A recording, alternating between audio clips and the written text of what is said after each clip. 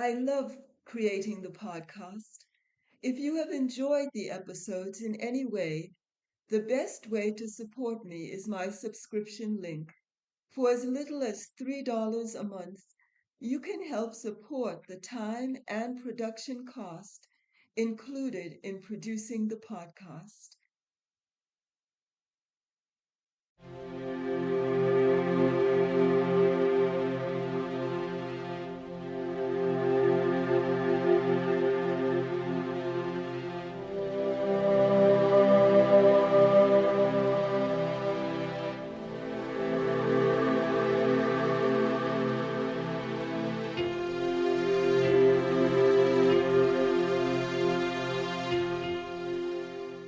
My name is Barbara Ann Briggs, and I am a certified teacher of Transcendental Meditation and also the author of 2 books, Pilgrimage on the Path of Love, a novel of visionary fiction which has been hailed as the perfect amalgamation of spiritual awakening and self-discovery.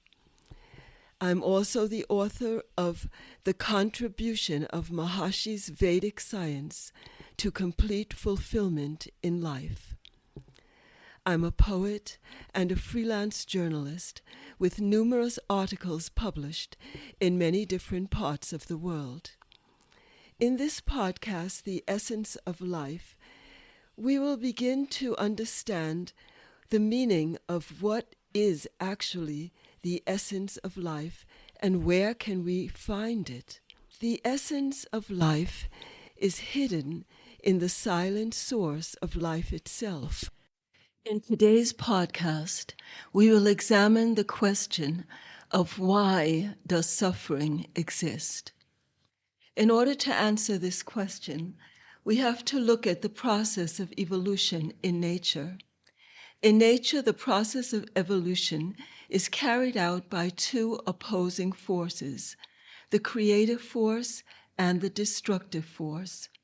The creative force is always working to create a new state, and the destructive force is working to destroy the old state. These 2 states working in harmony are responsible for the evolution and the forward march of life. In chapter 1 of the Bhagavad Gita, chapter 1, verse 1, Maharshi says, "Man's life is so highly evolved that he enjoys freedom of action in nature.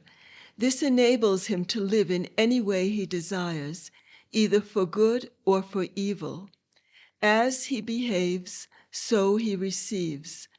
When the good increases in life and the positive forces tend to overbalance the normal state of existence, then the process of Dharma, restoring equilibrium, results in feelings of happiness in the heart and satisfaction in the mind. In the same way, when evil increases in life and the negative forces predominate, the power of Dharma, restoring the balance, produces sensations of pain and suffering. Life is as we want it, either suffering or joy. When we allow the positive and negative forces to remain in their normal state of equilibrium, we live through normal periods of life. Assisting the growth of negative forces results in suffering. When we help the positive forces to increase, we share the joy of life." And later, Maharshi goes on to say, calamities, crises, and catastrophes in a community or country are caused by the increase of negative forces resulting from the evil deeds of a majority of their people. A high degree of concentration of negative forces without positive forces to balance them ends in suffering and destruction of life. So we can understand that any suffering in life really occurs from a violation of the laws of nature. Man has freedom of action, so if he chooses to violate the laws of nature, he also has that choice.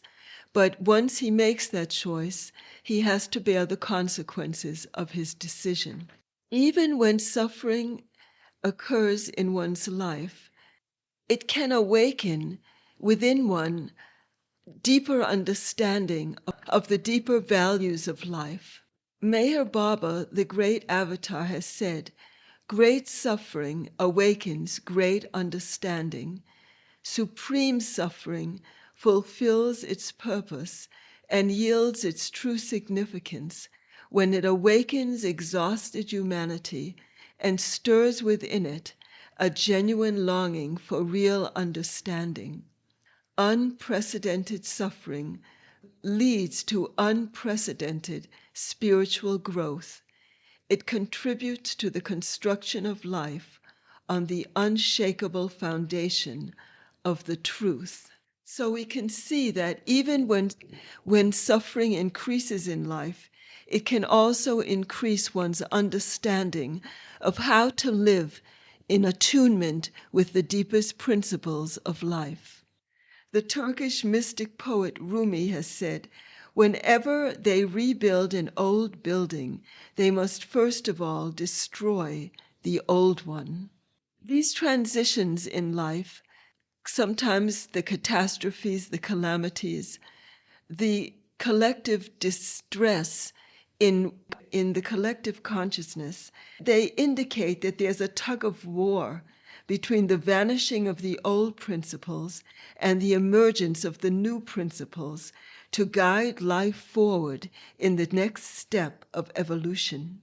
Whenever there's a major shift arising across the globe, there are inevitable instabilities, fluctuations, and upheavals in world events.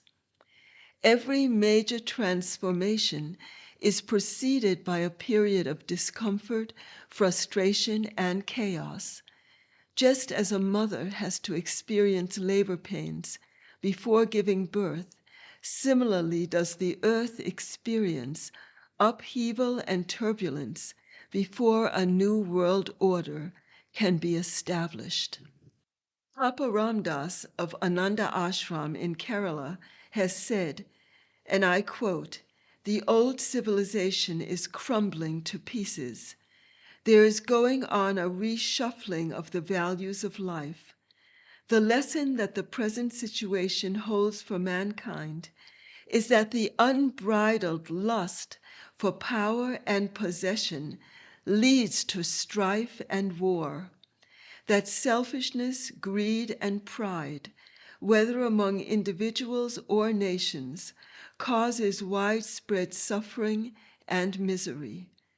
Out of the travails through which the world is passing, a new order is bound to emerge based on a knowledge of the universal spirit." So what we're seeing in the world today, the unbridled use of power, the desire for more and more possessions, more and more land, in spite of the great suffering being imposed on countries in the name of pride and possession, we're seeing that the world is being wounded, but even in this place where the wound is, the light of a new civilization can emerge. The light of a new order can unfold. The new world order will inevitably be ushered in by leaders on the world stage who embody the new principles of life and are living examples of it in their lives. New order evolved by enlightened leaders who actually embody the new principles of life, which are going to guide life forward toward a new age. So the reason why suffering exists is to increase our understanding of the deeper principles of life and to enable us to live in harmony with those laws of nature which nourish, uphold, and cherish the life of every human being on earth. So the lessons that we have to learn from suffering are to live more in harmony with natural law, not to violate the laws of nature, and to live in a state of unity with the entire world family, so that a new age can be established in which the whole world is living in a state of peace, health, harmony, and eternal fulfillment. I invite you to subscribe to this podcast. A new episode will be uploaded every 2 weeks. You're also invited to go to www.barbaraannbriggs.com to learn more about my work. I would also like to invite you to my YouTube channel, Barbara Ann Briggs, where I share more the knowledge of the essence of life. Thank you so much for coming, and until we meet again, very, very best wishes to you.